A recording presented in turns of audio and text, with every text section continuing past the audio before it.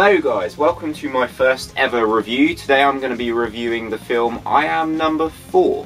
Now the film centres around John Smith, played by Alex Pettyfer, and basically he is actually an alien who comes from a planet called Lorien. Now this Lorien planet was invaded by a race called the Mogadorians. They basically chased every Lorien off of it.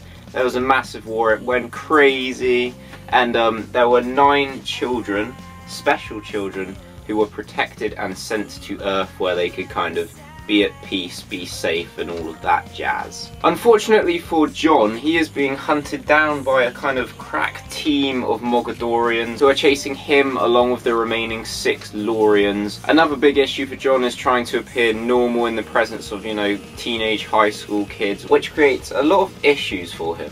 Now if you are mentally stable, you'll realise this sounds absolutely crap. So naturally, when I was sitting in the cinema thinking this is a really good film, I was trying to work out why it was so good. Now at first John looks like your kind of chiselled abs Edward Cullen guy who's all like, oh, I'm so afraid of my powers, they're a curse, ah!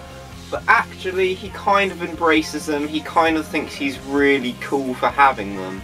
And he gets pretty kick-ass, to be honest. Quite often he'll become very dark and kind of twisted, very aggressive, gets really into it, and this helps his powers, makes him a bit of a deeper person. Another aspect I enjoyed of the film is the romance that blossoms between John and Sarah.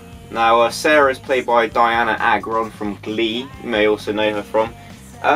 The romance was probably more realistic because they are actually dating, but to be honest I don't care why a film is good as long as it's good, and that was a good solid relationship. I think it was aided by the fact that John's powers didn't play a big role in it. Like Sarah didn't really know he had the powers until very late on in the film, so her attraction was genuine rather than she was compelled by his crazy ass light hand things. Speaking of Sarah, she was also a genuinely interesting character, played well, solid performance. There was a bit more to her than just a romantic interest, she was actually a needed character and worked very well. Another surprise for me was the fight scenes. They worked really well, they were really solid and just flowed really nicely. Now me and my movie fan friend, whenever we go watch an action film and something really cool happens in a fight scene, we kind of make a face that's a bit like this.